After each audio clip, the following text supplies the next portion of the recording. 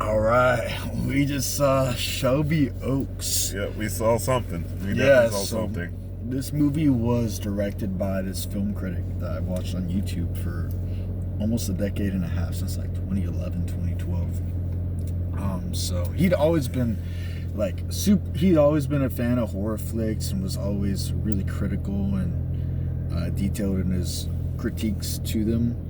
And always was an aspiring filmmaker, and he finally made his flick. Yeah, you go ahead. Yeah.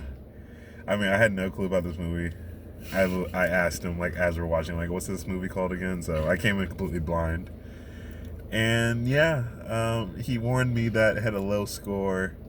It had a solid beginning, and it kind of fell off in the ending. Pretty much, yeah. It was shot cool.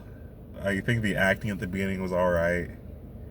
The story, I just don't know. I just don't know what the hell happened. And it was like oddly comical too. Yeah. Not in a good way, in my opinion. What about you? Yeah, it kind of it started off good too. I agree. I think it really started falling apart when they pulled up to the prison. Even when they pulled up, I was like when they hit the library before, I'm like, okay, cliche. Prison, okay, cliche. And just like the way they pulled up, I think my biggest critique is it didn't really have many original bones to it. You know, it's like, if I think of all the good horror flicks that I've seen recently, in my opinion, like, they all feel distinct. You know, like, even though I didn't like the Osgood Perkins movies that much, like Monkey and Longlegs, they at least had their own style. Like, you could tell they're very intentional in the way they're made.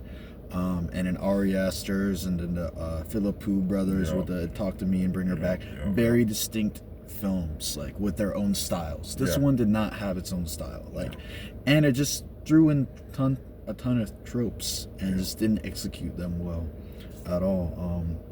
I think that the script was really shitty too, not gonna lie. It really was bad. Like, it had the scene where she, like, the classic scene where the woman confesses to the man, or like her plan, like, okay, don't think I'm crazy, but the A, B, C, D, E, this is what's happening in my mind. And then the guy's like, you're crazy. You need some help. And but it's just like, the way it was done, it was very serious. He was like, you need help. And he just walked out. It just seems so, like, inauthentic and forced. Like, there's no fluidity in the script. I felt like it was very like, okay, this person's saying this person's saying this. Like, I mean, the acting was okay, but yeah, I don't know. There was not much substance to this fucking flick. She literally, guy does it in front of her house, does something in front of her house. She gets spurred into action, does research, figures it out, talks to one person, goes to the prison, and then that starts the sequence at the end of the video. There was just like nothing interesting or unique. Like, I saw in the trailer, you see that one part where she like cuts her arm. That's like the only scene of, like, I guess at the very end when she gets bit by the dogs. But yeah, no, this movie was like actually really fucking bad. It's like, fucking bad. Like, it did have potential, but it just like threw it out the window with the tropes, and it was poorly executed. Like, it was worse than a Conjuring, because at least Conjuring is well executed. It's generic, it's lackluster, but at least they're well made. This one just didn't feel well made. Like, it didn't even have any like real good jump scare moments or anything. This movie felt like it was like the rough draft of another movie. Like, this is like the outline for, like, okay, we'll fill in things to make it better after this, but nothing got filled in. Yeah, it felt like a fucking like a ChatGPT film. Yeah. Like, the plot. Yeah. It was like, go to this cabin with the creepy old woman, and she takes them out. And just the characters made the dumbest fucking moves. It's like police were on the way to this house, and she proceeds, like, and then, I don't know. I don't know. I felt like I watched nothing. Yeah, it really did. Nothing happened, and like, nothing was answered. And it wasn't like a good nothing. Like, if I think back to Presence, right? That was a very lacking substance film, but it made up for it in style, you know? And like 100%. The few moments that happened, it was like, holy shit. Yeah.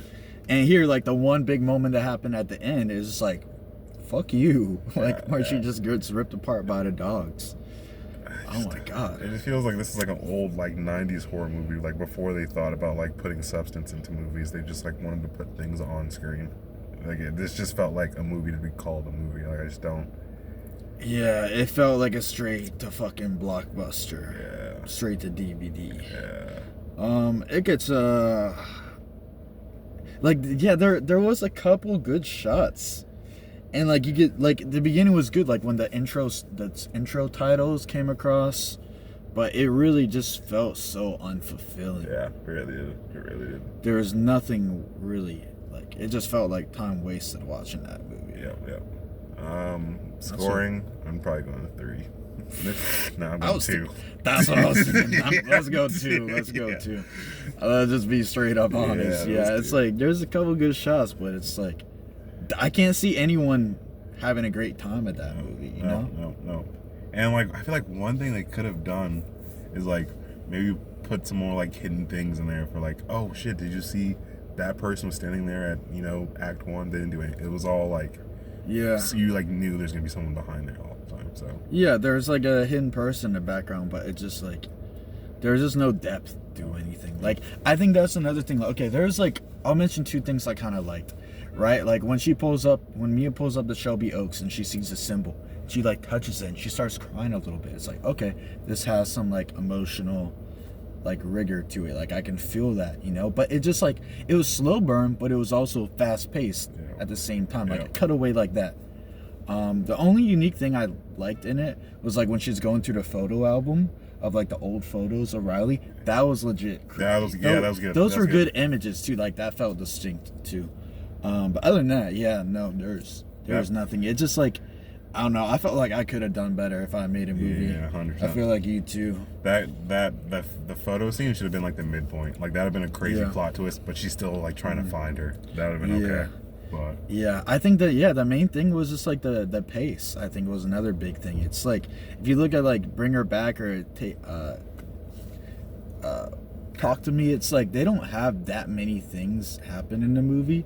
But it's like everything that happens is very calculated and intentional. Yeah. And this one, I just felt like, oh, take her to the library, take her to the prison, take her to the creepy old woman's cabin. It just felt like very cookie cutter and unintentional. Yep. And just if they just explained a couple more things, that might have helped. But like, we have no answers, and you know, sure that sometimes it's the theme, trying to figure out what the answers are, but like, well, what? Why? So I think the answers were just that the demon wanted to have her baby because she had psychic capabilities, right? Yeah, or whatever. But the kid is the older sister's now, though, and like that seemed like that was the whole point, was to make it the older sister's child. But like, why? Wait, it was trying to make it was the Riley's child. Yeah, it was Riley's child. Yeah, but that was like the plan. The whole plan. But at the end, it's like. The demon, like, I looked at you, older sister, in the beginning, like we had some kind of like plan together, but like why? Really, you thought that? Yeah, because that's why he's like put the hand on his shoulder. Oh, I thought he put the hand on the shoulder, like, good.